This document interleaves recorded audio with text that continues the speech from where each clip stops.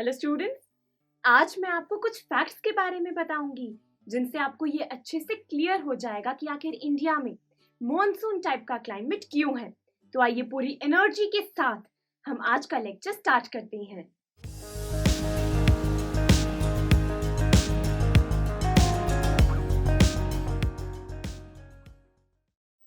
Friends, हम अभी तक के सभी लेक्चर्स में ये रिपीट कर रहे हैं कि इंडिया का क्लाइमेट मॉनसून टाइप है।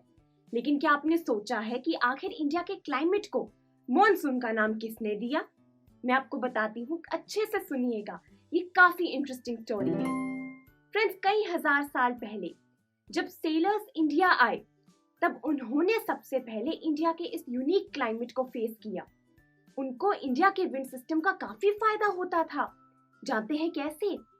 जब दोस्तों इतनी इंटेंसिटी के साथ विंड्स ओशन से इंडिया की तरफ आती थी ना, तब ये विंड्स के फोर्सेस से सेलर्स भी इंडिया में आ जाते थे। और जब ये विंड्स वापस इंडिया से ओशंस की तरफ जाती थी, तब ये सेलर्स भी विंड्स के फोर्सेस से वापस चले जाते थे। उनको काफी फायदा होता था इंडिया के विंड सिस्टम का। लेकिन जब अरब्स पहली बार इंडिया में ट्रेड करने आए, तब उन्होंने इंडिया के इस रिवर्सल विंड सिस्टम को मॉनसून का नाम दिया। तो अब हम जानते हैं कि आखिर हम इंडिया के क्लाइमेट को मॉनसून क्यों कहते हैं। फ्रेंड्स, अगर आप इक्वेटर से 20 डिग्रीज नॉर्थ पोल की तरफ जाएं और 20 डिग्री साउथ पोल की तरफ जाएं, तो जो बीच का ट्रॉपिकल एरिया है ना, वहीं पर सबसे ज्यादा मॉनसून का एक्सपीरियंस होता है।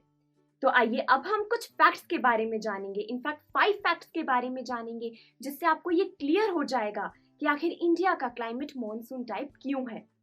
पहला है differential heating and cooling of land and water. ये तो आप जानते हैं, हमने लास्ट लेक्चर में इसे डिटेल में डिस्कस किया है। ये फैक्ट ये कहना चाह रहा है कि क्योंकि लैंड और वाटर का हीट और कूल होने का प्रोसेस काफी अलग है, इसीलिए इंडिया का क्लाइमेट मॉनसून टाइप है। कैसे? एग्जाम्पल लेते हैं समर सीजन का। तो समर्स में फ्रेंड्स लैंड बहुत ज्यादा गर्म हो जाती है, तो जो लैंड पर एयर मॉलिक्यूल्स है वो एक दूसरे के बीच में स्पेस क्रिएट करने के लिए ऊपर उठते हैं, इसीलिए लैंड पे लो प्रेशर एरिया बन जाता है। वहीं ओशन ज्यादा गर्म नहीं होता, इसलिए वहां पर हाई प्रेशर एरिया बनता है। तो जो विंड्स होती हैं, हम जानते हैं, वो हाई प्रेशर एरिया से लो प्रेशर एरिया की तरफ ट्रैवल करती हैं ताकि वो एम्प्टी स्पेस को फिल कर पाए। अब जब वो ओशन से विंड्स आकर लैंड की तरफ आती हैं, तब वो अपने साथ मॉइस्चर लेकर आती हैं और इसी के कारण लैंड पर बारिश होती है। विंटर्स में ये प्रोसेस बिल्कुल उल्टा हो जाता है। तो इससे हमें ये पता चला कि लैंड और ओशन के हीट और कूल होने का प्रोसेस काफी अलग है और ये इंडिया के क्लाइमेट को अफेक्ट करता है। इसी के साथ हम बात करते हैं सेकंड फैक्ट के बारे में, शिफ्ट ऑफ ITCZ। यहाँ पर ITCZ की फुल फॉर्म है इंटर ट्रॉपिकल कन्वर्जेंस जोन। सवाल ये है कि ITCZ होता क्या है? फ्रेंड्स, आप ये तो मानते होंगे कि अर्थ सन के चारों ओर रिवॉल्व करती है। जब अर्थ रिवॉल्व कर रही होती है, तब ऐसी सिचुएशन भी आती है कि सन की हीट सबसे ज्यादा इक्वेटर पर ना आकर इक्वेटर से ऊपर यानी कि नॉर्दर्न हेमिस्फेयर में और इक्वेटर से नीचे यानी कि सदर्न हेमिस्फेयर में आती है। अब फिगर में देखिए, मान लीजिए पहली सिचुएशन में तो कि सन की हीट सबसे ज्यादा इक्वेटर से थोड़ी सी ऊपर नॉर्दर्न हेमिस्फेयर में आ रही है, तो यहाँ पर जो एक बेल्ट फॉर्म हो जाएगी ना, जो सबसे ज्यादा गर्म होगी, वो कहलाएगी ITCZ। ये इतनी ज्यादा गर्म होगी कि यहाँ पर सबसे ज्यादा लो प्रेशर क्रिएट हो जाएगा। अब क्योंकि इस बेल्ट में लो प्रेशर एरिया है, तो आप खुद सोचिए, जो नॉर्दर्न हेमिस्फेयर और सदर्न हेमिस्फेयर की विंड्स होंगी, वो हाई प्रेशर एरिया से ITCZ की तरफ आएंगी, वो यहाँ पर आके कन्वर्ज करेंगी। तो ये जो बेल्ट है ना दोस्तों, ये कहलाती है ITCZ।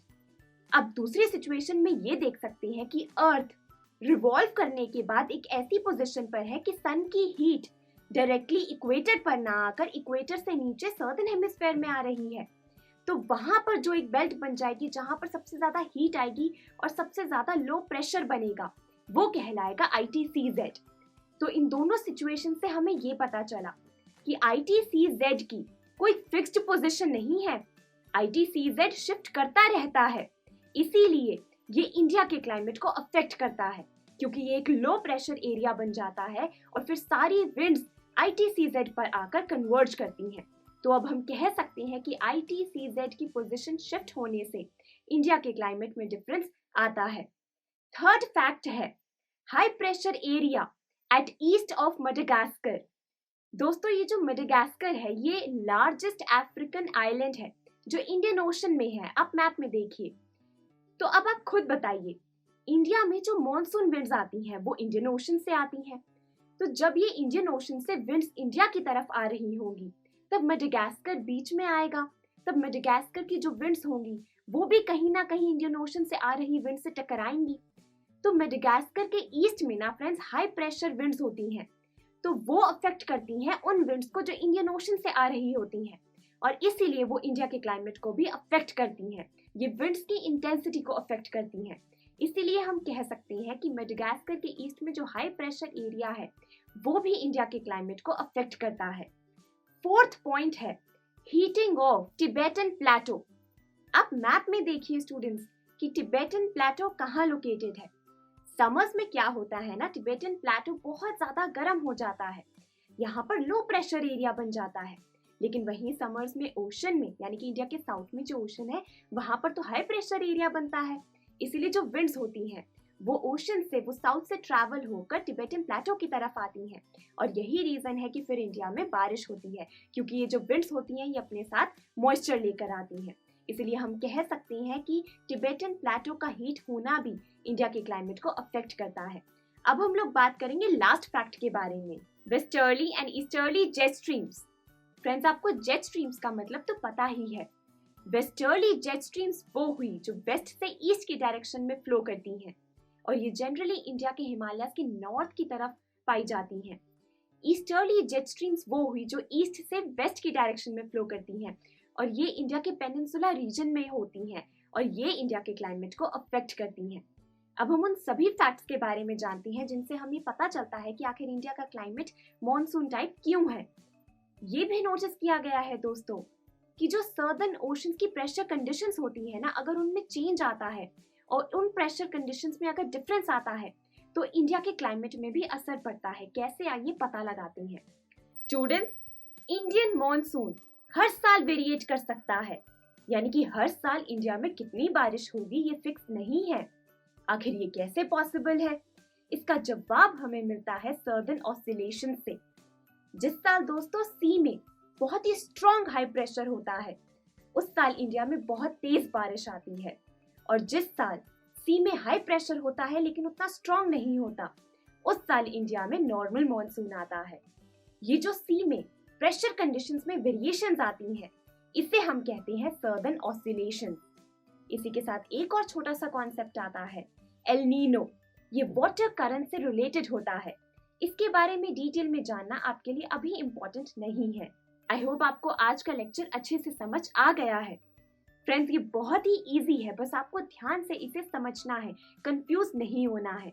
और ऐसे ही हम नेक्स्ट लेक्चर में the onset and withdrawal of the monsoons के बारे में बात करेंगे। Thank you for watching. See you in the next lecture. I am sure students आपको ये वीडियो बहुत पसंद आया होगा। तो इसी तरह से एक मजेदार तरीके से अपने हर कॉन्सेप्ट को क्लियर करने के लिए डाउनलोड कीजिए PU Stack ऐप, जहां आपके लिए और भी कई सारे ऑप्शंस हैं, जैसे कि आपके लिए सैंपल पेपर्स हैं, back exercise solution, step videos and much more. So what are you waiting for? Download the app now.